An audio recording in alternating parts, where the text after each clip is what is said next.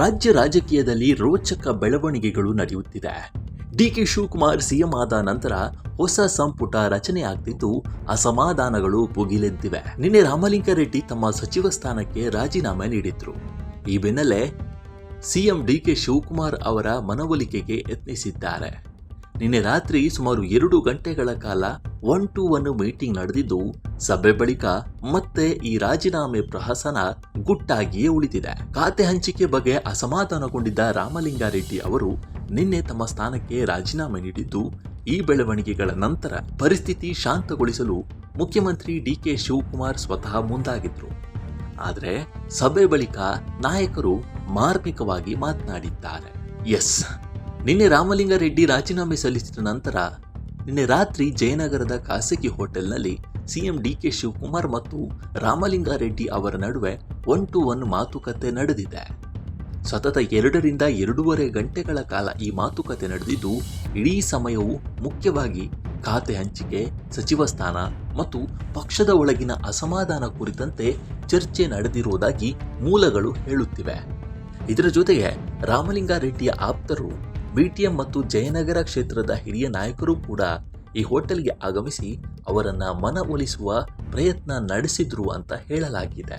ನಿನ್ನೆ ರಾಮಲಿಂಗಾರೆಡ್ಡಿ ಮತ್ತು ಡಿಕೆ ಶಿವಕುಮಾರ್ ಇಬ್ಬರ ನಡುವೆ ಮಾತುಕತೆ ಮುಗಿದ ನಂತರವೂ ರಾಜೀನಾಮೆ ವಾಪಸ್ ಪಡೆಯುವ ವಿಷಯದಲ್ಲಿ ಯಾವುದೇ ಸ್ಪಷ್ಟತೆ ಹೊರಬಂದಿಲ್ಲ.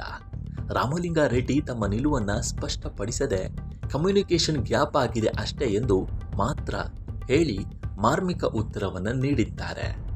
ಮಾತುಕತೆ ಬಳಿಕ ರಾಮಲಿಂಗಾರೆಡ್ಡಿ ಮಾಧ್ಯಮದ ಪ್ರಶ್ನೆಗಳಿಗೆ ಉತ್ತರಿಸುವಾಗ ಅವರು ಏನ್ ಹೇಳಿದ್ರು ನಿಮಗೆ, ಅದನ್ನೇ ನಾನು ಹೇಳೋದು, ಎಲ್ಲ ನಿವಾರಣೆ ಆಗಿದೆ, ಹೋಗಿ ಅಂತ ಮಾರ್ಮಿಕವಾಗಿ ಹೇಳಿ ಹೊರಟಿದ್ದಾರೆ.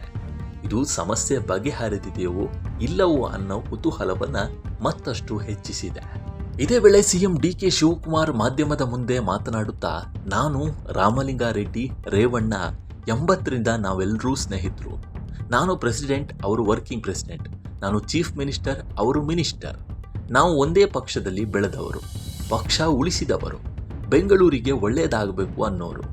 ಇದು ಫ್ಯಾಮಿಲಿ ಪ್ರಾಬ್ಲಮ್, ನಾವೇ ಬಗೆಹರಿಸಿಕೊಳ್ತೇವೆ ಅಂತ ಹೇಳಿದ್ದಾರೆ. ಅಲ್ಲದೆ ರಾಮಲಿಂಗಾರೆಡ್ಡಿ ಅವರು ಏನಾದರೂ ಪಕ್ಷ ಬಿಟ್ಟು ಹೋಗ್ತೀನಿ ಅಂದ್ರ ಅವರ ನೋವನ್ನ ಹೇಳಿಕೊಂಡಿದ್ದಾರೆ.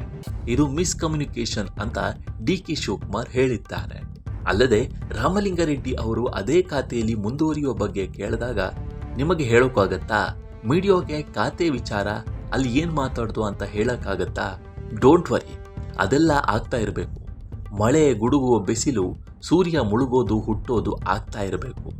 ನಾವೆಲ್ಲ ಫಸ್ಟ್ ಕ್ಲಾಸ್ ಆಗಿ ನಡೆಸ್ತೀವಿ, ಸೀನಿಯರ್ಸ್ಗೆ ಅವಕಾಶ ಕೊಟ್ಟಿದ್ದೀವಿ ಅಂತ ಸಿಎಂ ಡಿಕೆ ಶಿವಕುಮಾರ್ ಹೇಳಿದ್ದಾರೆ.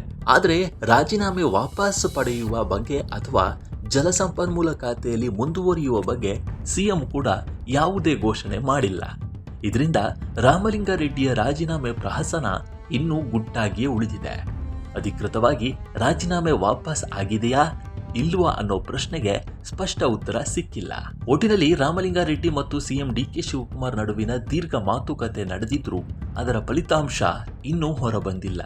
ಇದು ಪಕ್ಷದ ಒಳಗಿನ ಅಸಮಾಧಾನವೇ, ಖಾತೆ ಹಂಚಿಕೆಯ ತಕರಾರೆ, ಅಥವಾ ಕೇವಲ ತಪ್ಪು ತಿಳುವಳಿಕೆಯಿಂದ ಉಂಟಾದ ಗೊಂದಲಾನ ಅನ್ನೋದು ಇನ್ನಷ್ಟೇ ಸ್ಪಷ್ಟವಾಗಬೇಕಿದೆ. ಈ ವಿಡಿಯೋ ನಿಮಗೆ ಇಷ್ಟವಾಗಿದ್ದರೆ ಲೈಕ್ ಮಾಡಿ, ಶೇರ್ ಮಾಡಿ ಮತ್ತು ನಮ್ಮ NCIB ಚಾನಲ್ ಅನ್ನು ಈ ಕೂಡಲೇ ಸಬ್ಸ್ಕ್ರೈಬ್ ಮಾಡಿ. ಧನ್ಯವಾದಗಳು.